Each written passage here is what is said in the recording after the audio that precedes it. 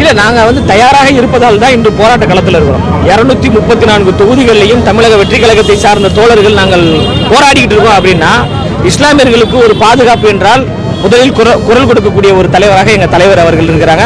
உச்சநீதிமன்ற வாய்ப்பு இருந்தால் உச்சநீதிமன்ற வரை சென்று இந்த சட்ட மசோதாவை திரும்ப பெறக்கூடிய சட்ட போராட்டத்தை தமிழக வெற்றி கழகம் முன்னெடுக்கும் என்பதில் எந்த மாற்று கருத்துமே கிடையாது.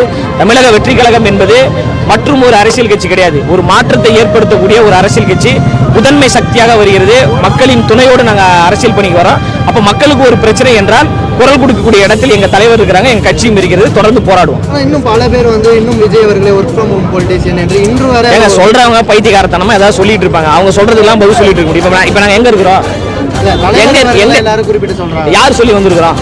இப்ப அண்ணன் வந்திருக்காங்க, இப்ப நான் வந்திருக்கிறேன், தோழர்கள்லாம் வந்திருக்காங்க. யார் சொல்லி வந்திருக்காங்க?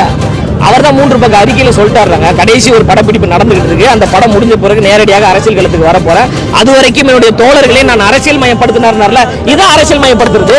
இப்ப களத்துல நின்று போராடுறல, காவல்துறைகளை நெருக்கடி கொடுக்குறாங்கல்ல, போராட்டம் பண்ணாதீங்க, கைது பண்ணணும் பயந்தமா?